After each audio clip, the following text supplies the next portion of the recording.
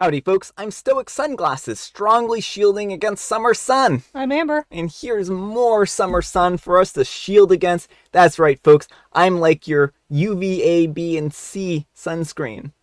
Let's get started.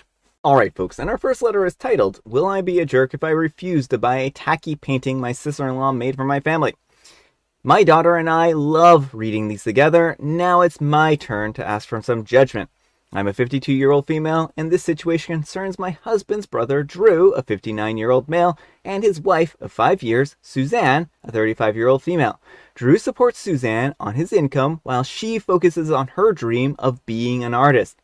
She makes paintings of people and animals, and has a website where she advertises her work for sale. Privately, I don't think that her work is very good. It's absolutely better than what I could do, but it doesn't look professional, if you know what I mean. My husband feels the same, so we have opted not to purchase any of her art, despite her dropping hints here and there about it. The art on her site is priced in the $3,000 to $5,000 range. I realize that labor and cost of materials must be taken into account, but given the quality, these prices seem outrageous to me. I suspect that she's not making regular sales because she started making portraits of friends, family, and pets as a surprise, and usually said family and friends end up feeling obligated to buy the painting as a courtesy. Unfortunately, my husband and I were the latest victims of this sales tactic. My son recently proposed to his girlfriend, and we took the two of them, his girlfriend's parents, and our daughter, to a fancy dinner to celebrate. Both of my kids posted pictures from dinner on social media. Without telling anyone, Suzanne decided to make a painting of one of these pictures, of everyone smiling for the camera. She revealed the big surprise at the party that she and Drew hosted 2 weeks ago. The painting is a whopping 40 by 58 inches, and I honestly think that it's awful. Kitchen tacky. I told Suzanne that it was sweet of her to commemorate such a special moment of our family, but I carefully avoided saying anything about liking it, as I feared she kept dropping hints throughout the party about how we can buy it as a wedding gift, and she would be happy to give it to us with a big discount off of what she would normally charge someone else. Who else would buy it? I politely dodged these hints, and she was clearly disappointed. Over the weekend, Drew reached out to my husband to say that Suzanne feels hurt that we never made an offer. He says it's becoming obvious as the years go by that we've never purchased one of her pieces, even though we have the means to do so. And it would mean a lot to them if we would buy a painting. Her original asking price was $2,500, and Drew said that he'll reduce it further to $1,900. It's not about the money entirely. It's about the principle of the thing. I feel like I'm being strong-armed into paying for something that I never asked for, don't like, and don't have the space for in my house. I asked, and my son and his fiance don't want it. My husband thinks that we should just buy it to keep the peace in the family and avoid a potential rift with Suzanne and Drew. He also says that the way I talk makes me sound like a snob, even though I would never share these opinions with anyone but him. Will I be the jerk if I stand my ground and refuse? Alright folks, what do you think? No, you would not be the jerk. These people are being extremely manipulative. If you want to do commissioned paintings, you got to find people who are going to commission you. You can't just strong arm your family. Oh, look, I painted a picture for you. Now pay me $3,000. Yeah, that's the biggest problem I have here. It feels very strong-army. It feels very manipulative. It feels like she is trying to, milk her friends and family of all their money in order to kind of build her career here. And it would be different if this was like $50. I'm sure if it was like $50, people would feel, whatever, it's not something that we really want, but why put a fuss up over $50, right? Although I'd still say you're not in the wrong to not be manipulated out of $50 either. No, I'm not saying that it would. I'm just saying it would be a lot easier of a pill to swallow, right? But $1,900? No. $1,900, there's just no way that OP should buy something she doesn't want or like for $1,900, right? And it feels like one of those situations where you stop at a red light and someone runs up to your car and starts washing your window for you and then expects you to pay them because they washed your window, right? You didn't want them to do that. You weren't interested in that service, and suddenly they're forcing you to do it. It's very manipulative, and it is one of these situations where I don't think that OP should feel obligated because they didn't ask for it. Right. Well, and I would recommend not paying because if you do, when the wedding comes, she's gonna do a wedding picture. If OP's son and his partner have a baby, she's gonna do a picture of that. It's gonna be non-stop pictures. Mm-hmm. So yeah, I think that OP is not in the wrong here. Again, like maybe her husband Drew can go ahead and buy the painting for them if he really wants to support her work. How's that for a compromise? Out of his fun money. Out of his fun money, yeah. But let me know what you folks think. So anyhow, take care and good luck. And Celtic Music Book says, first off, as a working artist and a professional, no professional artist would paint a photo without extreme permission, so she's not a professional. Second, that size is ridiculous. It puts me in the mind of the gigantic and totally awful painting Amy had made of her and Penny in The Big Bang Theory. I would urge you to simply tell Drew, be kind but firm, that you aren't going to buy the painting or any of Suzanne's artwork and ask him to please drop it. If you buy this painting, you are setting yourself up for more of Suzanne's ambush marketing. I won't lie, I'm dying to see the painting, lol. Not the jerk for not wanting to pay $2,000 for bad art. And OP replies, thank you for your input. I admit that I don't really know any artists, but I couldn't imagine that a professional goes about making sales this way. The sizes are also very off-putting indeed. All of her paintings are huge, which I think is even more difficult to pull off if the artist's skills aren't high. I totally get it. I won't be posting any of her art though. It would definitely make me feel like a jerk if I did that. I mean, I think that OP is very kind to not post her artwork. Alright folks, and our next letter is titled, Am I a jerk for not ordering food so I wouldn't have to split the bill? I'm a 27-year-old male, and I've been a part of a small friends group, around 8 people in total, basically since college. For some basic background, 2 people from the group, Susan and Greg, are just absolute leeches. Going out for lunch, expect them to order the most expensive item on the menu, and then feed you some sob story about their finances, and then dump half of the bill on you.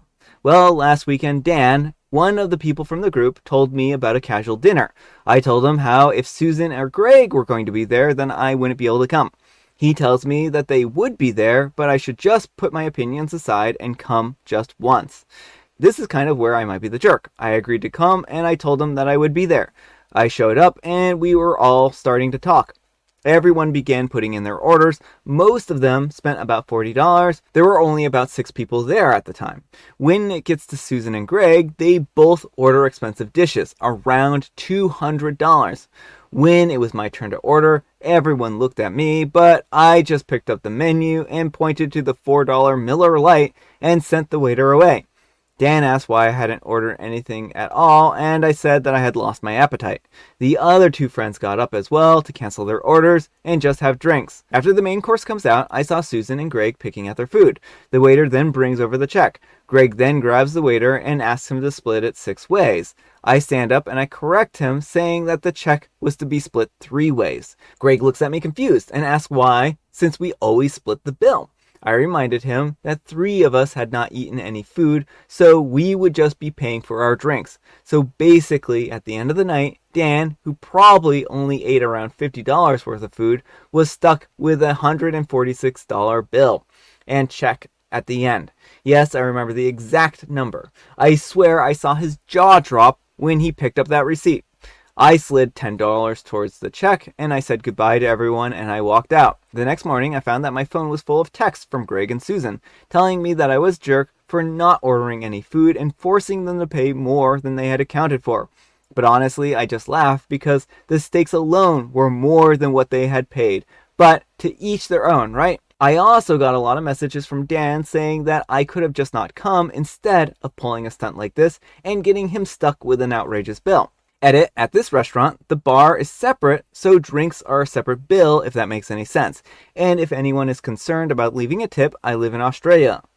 Hey guys, I just wanted to clarify some things. 90% of the restaurants where I live, they don't do separate checks and might separate the bill for you if you're lucky. By the way, this post is in AUD, so if you want the amount in USD, you need to convert it. 2. Dan could have easily asked Greg and Susan to transfer him the money if he wanted, but he's always been about helping them through their financial hardship, even though they're just using him and keep dragging me into it. I admit that what I did was immature, but I'm tired of being forced to play along. It's his money, and if he wants to spend it on them, that's fine, but I'm not paying for them. 3. Also, Dan is really good friends with me, albeit blind AF. I was just trying to get him to see what kind of people he was helping. I will admit that I was a tad bit petty here. Alright, folks, what do you think? Jerk or not the jerk? Not the jerk. Dan pressured OP into going, even though OP had made it very clear that they didn't want to go if these particular people were in attendance. And so OP had to do something to get the point across that they're not going to subsidize these people forever. Yeah, I mean, I think that OP was not wrong for telling Dan that he didn't want to go, and then when Dan was like, oh, you could have just not come, well, he tried not to come. And I think this was one of the ways to get the point across that OP isn't going to put up with this behavior anymore. And the thing is, like, if you can't afford the meal, then don't order it, right? So this is not on OP. This is on Susan and Greg. They're the ones who are trying to have everyone else finance their expensive tastes, right? Yeah. Now, the group should have sat down with Suzanne and Greg and told them that this is not acceptable, and for going forward, like, they're not going to be paying for their meals anymore. Yeah, I mean, I think that's actually absolutely reasonable. Like, this has gone on way too long, and why has no one talked to Susan and Greg about this? Saying, look, we're doing $50 max bills at this point in time. If you order more than $50, then you're going to have to pay the difference, right? And Venmo everyone else the what's due, right? So I think that there's no reason for everyone to force to be forced into paying extra here. There should be some rules that these friends all sit down and establish and say, we're not going to do this anymore.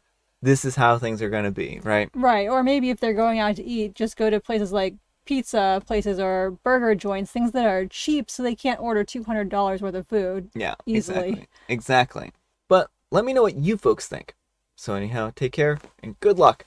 All right, folks, and our next letter is titled, Am I a Jerk for Making My Fiance Pay for a Majority of the Bills? My fiance and his 2 kids moved into my home 2 months ago. I also have 2 children. The bonus kids are 12 and 13, both girls. My bio kids are 11 and 10, both boys.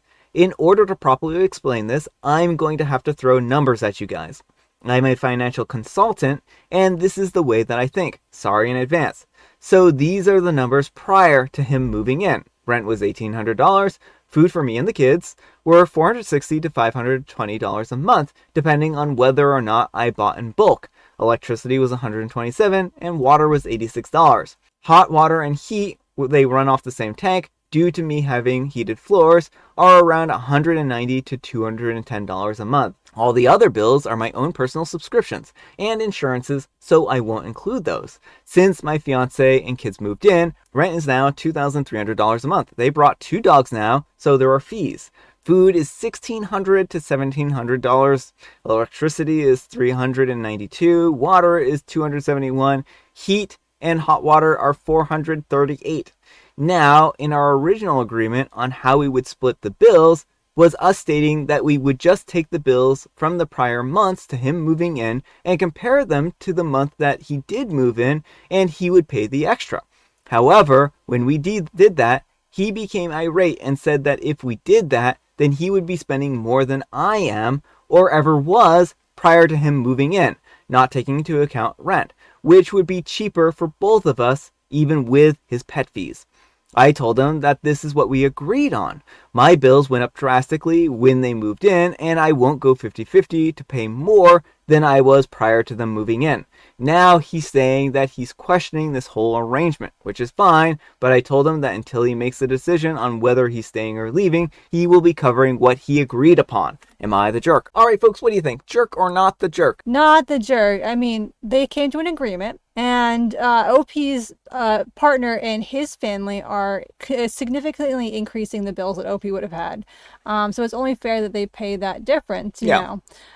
It's not like the whole family is benefiting from these things. Like if he was buying things for everyone and the bills were going up accordingly, that might be one thing. but his family specifically is eating a lot more food, are you driving up the utilities, and it's not fair for Opie to have to subsidize that. Yeah, well, my question to him is he saving money here, right? Mm-hmm. Is he saving money from his prior arrangement? If not, then maybe his prior arrangement was a better situation, right? Mm-hmm. But the thing is that he agreed to do it this way with OP, and that's just the way it is. Now, if they want to reduce their consumption of electricity, heat, and everything else, food, then that's on them, right? He can look into figuring out ways of either spending less money on food, because the amount of money they're spending on food is just ridiculous, right? Right. Well, and he says that OP says in the comments that he and his kids just have really high metabolisms, but there might be cheaper options available for some of what they're eating, so they don't miss out on the food they're getting, but maybe just like not name brand and stuff like that. Yeah. So I don't think that OP is wrong. I think this was a really good way of handling the situation. She knew how much she was spending per month, and why should she have to cover the difference of what her partner is, right? Because when you're integrating a family like this, you're not fully like considered like a full family unit. It's kind of like a test trial run type of thing, right? And I don't think that it's unreasonable for OP to not want to pay a lot of extra money per month. But let me know what you folks think. So anyhow, take care and good luck. Oh, and I will actually add one little tiny thing here. I think that this needs to be periodically readjusted and account for like inflation and whatnot and everything like that. Certainly. Like, I think separate grocery bills are relatively easy, like as if they're making separate meals. But yeah, like when it comes to utilities and stuff like that, that does get a little trickier in that rates will go up. All right, folks, it is tea time. Grab your beverages of choice. I've got some tea right here, and Amber, she has a joke. Vacationer. What's the best way to prevent infection caused by biting insects? Motel owner. Don't bite any. Yeah, I was actually thinking that's exactly where Jovial Bobstein was going to go with that joke. I was like, he's going to go with the don't bite any bugs here. And I have Mega Mint. Alright folks, that's all the time we have for today. Thank you so much for watching. Happy fantastic Friday, folks. I can't believe it. We made it to the end of the week. Amber, we need some kind of moral advice and or guidance, and please have it on surprise expenses. Don't bank on money you don't have. Don't bank on money you don't have. Wow, that's great. Thanks so much for watching, and we'll see you all tomorrow. Bye. My husband recently proposed to his girlfriend. Oh. My husband recently proposed to his girlfriend. Wow, now you have two problems here. That would make an interesting twist to the story. The problem wasn't that OP... Well, then she paints a picture of him proposing to his girlfriend. Yeah. It was an affair all along.